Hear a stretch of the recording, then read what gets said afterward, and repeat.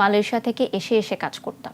বারিশা হকের পা থেকে মাথা পর্যন্ত সবকিছু থাকে স্পন্সর বেজ। হ্যাঁ, আমার বিয়েতে কোনো টাকা খরচ হয়নি। আপনি যদি আজকে সিক থাকেন, আপনি যদি না আসতে পারেন, আর 10টা মেয়ে থাকবে চেয়ারে বসার গ্যাপ জন্য। রাখা যাবে না। মাস্টার্স করতে দেশের বাইরে গেলাম। আমি মালয়েশিয়া ইনফ্রাস্ট্রাকচার ইউনিভার্সিটিতে আমি ম্যাস কমিউনিকেশন নিয়ে মাস্টার্স করতে গেছিলাম।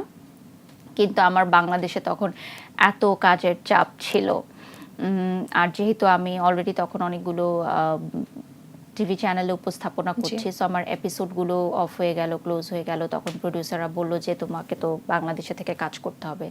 তো আমি মালয়েশিয়া থেকে এসে এসে কাজ করতাম, মানে প্রতি মাসেই আমার আসতে হতো, কাজ থাকতো, শো থাকতো।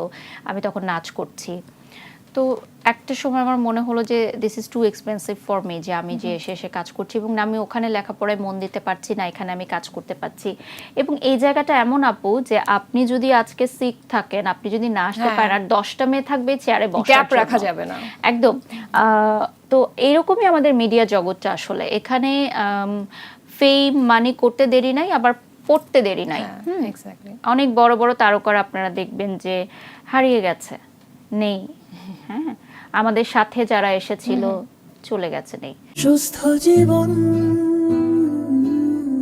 সুন্দর পৃথিবী। সব সময় আমরা দেখি সোশ্যাল মিডিয়া খুলে যে বারিশা হকের পা থেকে মাথা পর্যন্ত সবকিছু থাকে স্পন্সর বেজ। বার্থডে করলে সেটা স্পন্সর থেকে আসে, তার মেয়ের হোক, তার জামাইয়ের হোক, তার হোক, বিয়ে হোক, বা এখন যে আপনি বাড়ি করছেন মাশাআল্লাহ, সেখানে আমার বিয়ে করতে আপু কোনো টাকা খরচ হয়নি। আমি বিয়েতে যতগুলো প্রোগ্রাম করেছি, 3 থেকে 4টা প্রোগ্রাম করেছি, মানে এটা আমার বিয়েটা খুব স্মরণীয় যে আমার বিয়েতে কোনো টাকা খরচ হয়নি।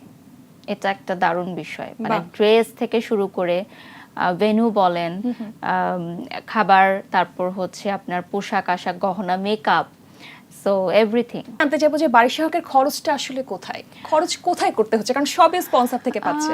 যখনই আমি আর্ন করা স্টার্ট করেছি, আলহামদুলিল্লাহ, আমার ফার্স্টেই একটা টার্গেট ছিল যে আমি বাড়ি, গাড়ি, জমি এগুলো আমি সিকিউর করব। কারণ এগুলো আসলে একটা মেয়ের খুব দরকার। একটা বাড়ি, একটা গাড়ি, স্পেশালি আর্টিস্টদের গাড়িটা খুব ইম্পর্ট্যান্ট, কারণ আমরা বিভিন্ন ধরনের ড্রেস আপ পরে যাই, আমরা public transport is not safe, কোনো মেয়ের জন্যই আসলে সেফ না। তার উপর দিয়ে আমরা যেভাবে মেকআপ, ড্রেস আপ করে যাই, রাত বিরাতে আমাদের শুটিং শেষ হয়। তো আমি কিন্তু বাড়ি করার আগে একদম ফার্স্ট আমি গাড়ি কিনে ফেলি। একদম একদম ছোট গাড়ি ছিল, তারপর বড় গাড়ি নিয়েছি। তো আমি সবসময় এটা বলি যারা এখন কাজ করছে যে তোমরা সেভ করো, মানে সঞ্চয় করো। আমাদের কিন্তু সঞ্চয়ের প্রতি মন কম থাকে, আমরা অনেক টাকা উড়িয়ে ফেলি, বিদেশে ট্যুর দেই বা খেতে যাই। আমি আবার সঞ্চয়ে বিশ্বাসী। 1 সেকেন্ড লাগবে না আপনার মানুষকে, মানে মানুষ আপনাকে ভুলে যাবে, মিডিয়া আপনাকে বয়কট করে দিবে, আপনাকে কেউ পরের দিন থেকে কাজে নেবে না। জাস্ট ইনসিডেন্ট, কোনো একটা ইনসিডেন্ট, জাস্ট এক রাতের মধ্যে আপনার ক্যারিয়ার ফিনিশ। এরকম অনেক আর্টিস্ট আমরা দেখেছি যে একটা সময় এরকম যে রাস্তায় বের হতে পারতো না এত মানুষ, এখন কাজের জন্য মানে ফোন দেয় সব জায়গায় যে আমাকে একটু কাজ দাও। এইটা হচ্ছে একটা মানে কি বলবো, পর্দার পেছনের গল্প, যেটা আসলে অনেকে জানে না। গড নোজ যে কার সাথে কি হবে। সো আমি বিলিভ করি যে এখন কাজ করছি, এখন করছি, ভবিষ্যতে কি হবে জানি না। সো আমার লাইফটা সিকিউর করার জন্য আমার যা যা করা দরকার সেটা আমি করে নিচ্ছি।